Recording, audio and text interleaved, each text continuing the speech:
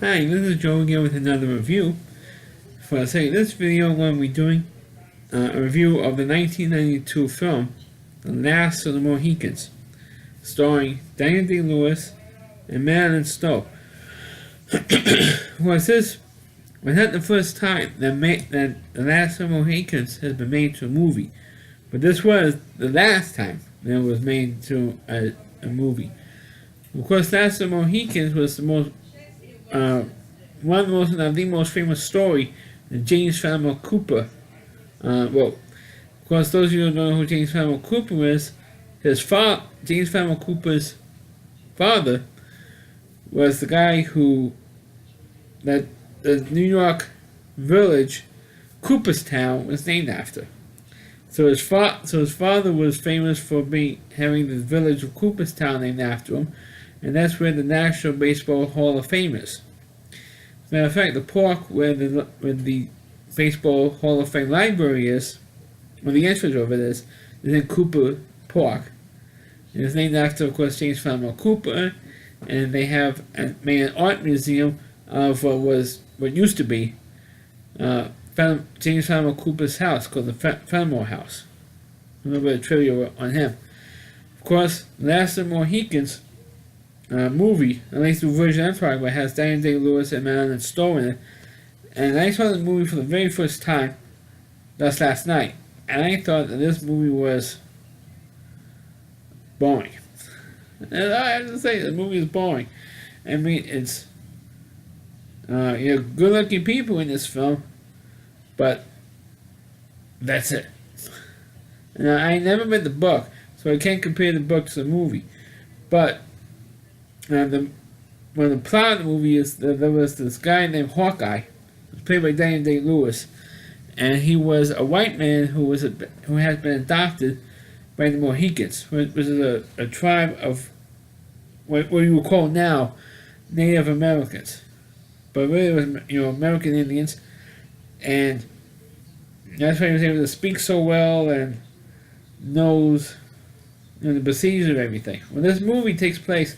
Well, the story of the Last Mohicans takes place during the French and Indian War, which was mostly on the was the border of New York State and Canada. And Marilyn Stowe plays one of two daughters of a British officer. There's a war between the British and the French, and the Indians who were living in this particular area got caught in the middle of all this stuff. So you have one particular tribe working for the French, you have some tribes working for the British, and so you're not only working with, but fighting with the British or the French, depending which tribes made an agreement with these people. And those who were doing mostly the grunt work in the French and Indian War. And Hawkeye got caught in the middle of this stuff. And the last couple of people in the Mohicans, and he was really the last of the Mohicans, because the rest of the Mohicans got wiped out, except for himself. By the end of the story, it's just himself and another Indian, another friend of his, another person of the Mohican tribe. We're really the last two, even though the guy says, "Oh, I'm the last of the Mohicans." The other guy, not Hawkeye, and Hawkeye was the main character. Anyway. Marilyn Stowe's character was being escorted by this one Indian from another tribe, the Huons, and he stabs them and the British in the back. Not Hawkeye, but this other Indian, because he felt that the head British officer, who was Marilyn Stowe's father, he believes that this British officer wiped his whole family out, his Indian's family out. So he wants to get revenge on the character he calls Grey Hair. So the whole movie he calls him Grey Hair, because he had the great powder wig on. So he calls him Grey Hair, this Indian. And Hawkeye, plus 2 or 3 other Mohicans, saved Marilyn Stowe's life and offered to escort her to the fort, or the nearest British fort, where Madeline Stowe's father was at, and while this other Indian who stabbed Madeline Stowe's character in the back, not literally but figuratively, joins up with the French army and says, "Oh, I know where they're at." So the French army decides to attack this fort, and that's what's been happening.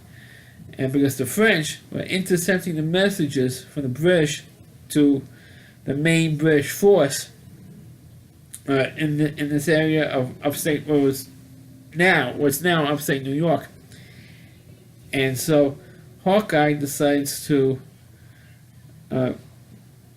get him out, and he didn't like the way the British officer or Manito's father was running things, and he told him about it. And he says, "Look, I'm not a British citizen. I'm not a British officer. I'm not I'm not in the British Army. I just helped your daughter out and got her here safely." And so, "Why are you giving me grief for? I have your two daughters out, and then I have to help them. And then anyway, and now you're stabbing me in the back." And so the British officer then decides to try him and hang him for being a traitor to the British Empire. And Hawkeye escapes. Actually, matter of fact, Hawkeye is only his Indian name. He escapes with a little help from Madeline Stowe's character, and they're out in the woods. And some British officers didn't like what was going on either, because they were part of the militia, and there were just citizens there, and they wanted to protect their homes, and they weren't allowed to go home, and so they helped Hawkeye escape, plus Madeline Stowe's character and her sister, who eventually gets captured by the French and this other Indian tribe, and the Indian who stabs in the back, and he just wants to kill the two daughters. This guy not only wants to kill Grey Hair off, which he eventually does, but he also wants to kill the two daughters. And Hawkeye tries to do the best he can and save both of them, Madeline Stowe and her sister. But the sister gets captured, and she decides to kill herself, jumps off a ledge, and dies. And so now you only have Madeline Stowe left in this family that alien was to kill off. But make the long story short, that she happens to be the only one who lives. She doesn't die at the end, and neither does Hawkeye. He doesn't live. There's only two Mohicans who lived, like I mentioned earlier.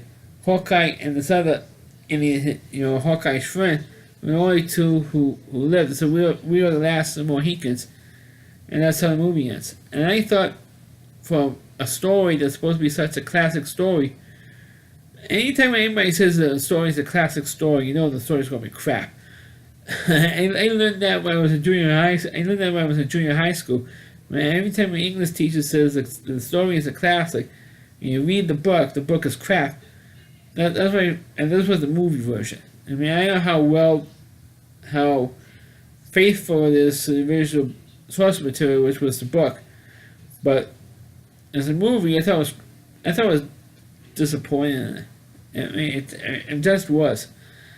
And watching the movie, my father said, "How can you say this was a disappointing movie?" And he said, "It's disappointing. I mean, what's the plot in this thing?" And look at it, where's the plot? Where's the beef? Where's the plot? And so look at, where's the plot in this movie? I mean, where is it? And that's how I felt about this movie. And I'm not saying you're gonna have good, wonderful eye candy in this film. I'm not saying you don't have any good actors. I think everybody did the best job they could with the material, but I felt that the movie fell flat. In my opinion, I just felt it fell flat, the film. So that's my review of Last of The Mohicans. Please click on the video, please rate it, please rate my channel, and please forward this video to your Facebook pages. You can check out all my reviews and all on my YouTube channel, RallyC.com, that's all WDY. LastC.com, there's a homepage of Rally Reviewer, Christy Moore, and please check out all of his videos on his website. Thanks for watching. Catch you next time.